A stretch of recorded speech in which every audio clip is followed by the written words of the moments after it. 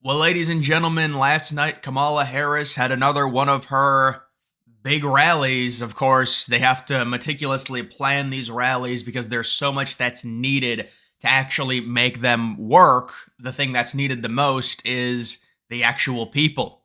And so this rally had a total attendance, I think, of around 10,000. Of course, Trump got 19K if you include the floor seating in New York, with around 60K on the wait list. But the thing is, I want to talk about Kamala Harris. It's every single major rally. We're talking about the same thing. It's busing people in, and they're trying to excuse that now and say, "Oh, it's because there's so many people there. They have to organize it, and that's why they offer a shuttle service." No, they bus them in from other cities because nobody wants to go to these events. And you can see, look at this. If this is true, GPS. There's around 10,000 people. The mobile devices at the Energy Center in Madison, 487 of them were staff. 89 of them have been to 3 or more Kamala Harris rally events. Approximately 30 of them were from Atlanta and Savannah, Georgia area. No way. This is 30% of the people at this rally. I'm not sure this is actually correct, but I mean, this is just so pathetic. You can see the remainder were from, looks like, other states, Illinois. And I mean, they are busing people in from everywhere. And I mean, Missouri, Indiana, some Wisconsin. Of course, you would expect pretty much everyone to be from Wisconsin. But it seems like Kamala Harris is really struggling to draw any type of crowd. And now, why is this important? Well, their entire narrative is that Kamala Harris is this crazy boss bitch. She's going to run the show. The first female president. This is so historic. Wouldn't she be able to draw actual crowds if this was some crazy historic thing and everyone wanted this woman to win? So you just see how fake it is. It's like, this is the one thing. They can do the fake social media hype. They can use David Muir to do the bias debate and try and manipulate that. But when it comes to actually doing something tangible like a rally, I mean, this is another thing. They had Oprah Winfrey and they did a Zoom rally with Oprah. That was like 3 nights ago. It was a town hall thing, but it's just like, for them logistically to draw an actual crowd is so hard, especially in these smaller cities like Madison. I mean, it requires so many things, and it requires busing people in. And you can see another Kamala rally, another fraud. Well, this is every single rally. Nearly 6 hours before Kamala is scheduled to speak, you can see the supporters already loading onto the buses. And so, yes, once again, they do have the buses. Every major rally is going to have buses where they take them from other cities, they bring them in, and then they act like there's all this groundswell support for Kamala Harris. Everything about the campaign is fake, absolutely, including the votes. She received fake votes. She received 0 votes. All the delegates that pledged their support for her, they weren't influenced by voters. They were influenced by the Democratic establishment and Biden endorsing Kamala. So legit, everything about their campaign is completely fake. They boasted about having a massive rally. There were 10,000 people there. And this is another thing I wanted to talk about that's so crazy. This is what these people do because they're so desperate. They will buy tickets, their campaign, and I'm sure these are inner people, these are top Democrats. They'll buy tickets to Trump rallies and then not go because obviously they're Kamala people, but then there'll be empty seats there and then they'll say, haha, look at all the empty seats. That doesn't work when Trump already sells out the event and it overflows on the outside with like 30,000 people, but then there's 3 empty seats and then they point it out. It's because some dumbass liberal bought the tickets to the Trump rally, didn't show up because they wanted it to look like there were empty seats. And so that's how desperate they've gotten with this war when it comes to the actual crowds.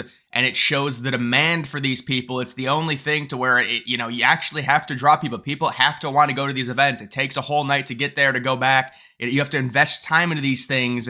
You can fake it on social media with fake likes and everything like that.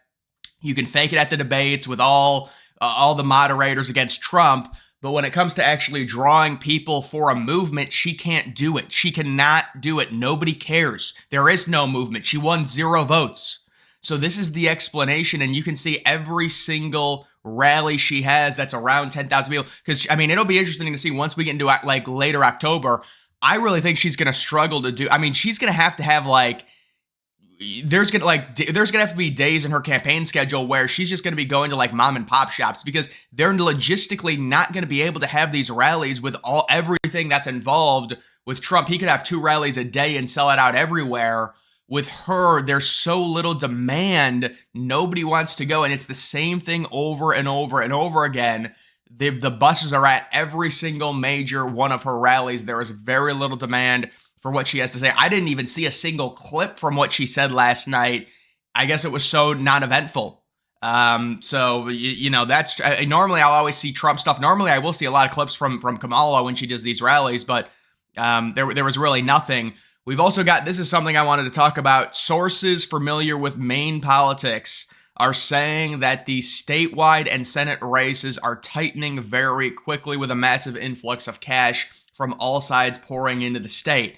So obviously, I discussed Nebraska and the way they do their electoral votes. Maine is keeping theirs, so Trump's very likely to win 1 electoral vote in Maine, but he could potentially also win the statewide if this is true. I don't think it's necessarily going to happen.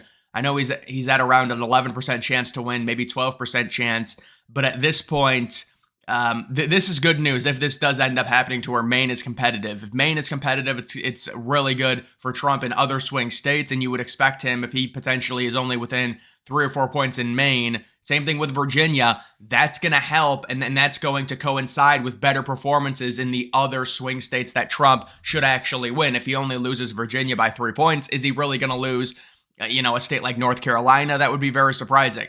So if Maine actually does get tight, this is very good news for Trump. There is no doubt about it when it comes to that. In a stunning leak, emails from Kamala's campaign manager to the full campaign staff are warning they will fire anyone who talks to the press.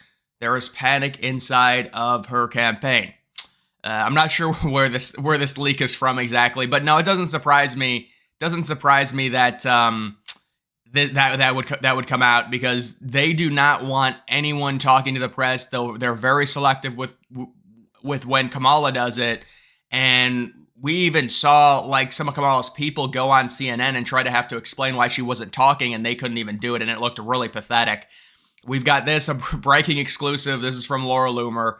ABC whistleblower who claimed that ABC News gave Kamala the presidential debate questions ahead of the presidential debate has exclusively given, I guess, Laura Loomer a copy of the filing. And so there's going to have to be proof. And so they said in the original affidavit there was recording proof. That's you're going to have to get for any of the mainstream media to even come close to reporting on this story of Kamala knowing the questions before. You need legit proof. Not just stuff on paper to where I saw this is what happened. You need some type of recording. They say they have it. Will it ever get released? That's the only way they'll cover it.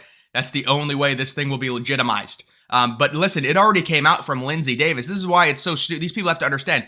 Lindsay Davis, the woman who was, David Muir and then Lindsay Davis, one of the moderators, she said that there was an emphasis on fact-checking Trump because liberals screamed at CNN because they supposedly let Trump walk all over. Although, listen, when it comes to the CNN debate, Trump was going to win that debate no matter what because of how bad Biden was. That's not the point. But the point is, we remember liberals complaining that CNN was like MAGA because they didn't fact check Trump at all, and they also didn't fact check Biden at all. That's what a fair debate is. Because Biden lied a bunch just like Trump did. These liberals, they've got this narrow mind that, oh my God, my candidate never lies during a debate. I mean, there were like 10 times where I called it out during the debate and no, there was no fact check. There were from the moderator, and Lindsay Davis said, yes, there was a high emphasis specifically on Trump, on fact checking him, because they did not want to get yelled at the way CNN got yelled at by the liberals. The liberals claimed that CNN was MAGA because they didn't fact check him, and ABC did not want that pushback. So they admitted that they had bias, and they only fact-checked Trump because of the pushback that CNN got from liberals. So this has already been proven that that debate was biased, and Lindsay Davis said, they were like, yeah, what is with the fact-check where it only happened to Trump? And she's like, well, the reason we did it was because of CNN. And liberals said that CNN let Trump walk right over them, and so ABC, I guess, didn't want that to happen. But that's enough proof in and of itself where Lindsay Davis is saying, yes, we only fact-checked Trump because we didn't want to get criticism from liberals. So that's enough proof right there that it was bias, and that's why. And it's obvious. There were so many completely false, debunked things that Harris said, even debunked by leftist news outlets. How about Snopes debunking some stuff that she says, and they didn't fact check any of that? So it's like it's obvious if they're fact checking Trump 7 times and she's saying stuff that's been admitted that it's false by liberal news sites and they're not fact checking her. I mean, we can see it with our own two eyes, but this story, if they're able to somehow get recording, you need recording. This is not going to work. This writing stuff is not going to. There's no one that's going to cover this. That's the problem. It's just going to be a Republican echo chamber. You need actual proof, but there's already proof with Lindsey Davis, and I did a video on it, and it got like 130,000 views. And so hopefully people see that because that is legitimate. But overall, guys, just looking at this, I mean, this is every single. Wow, 10,000 people. Where are they all from? This is every single rally with Harris. It's always a joke. There's always buses. There's always people from other cities. They track their phones. They're from like Missouri. They're from other states. It really is really bad. Although this, I don't really think this is accurate. 30% were from Georgia. That doesn't make much sense. But like, let's be honest, that doesn't make a lot of sense. But no, I agree. They are busing people, and I will agree with that. But either way, guys, that is going to do it for this video. Make sure you follow me on X. Link to that's always in the description.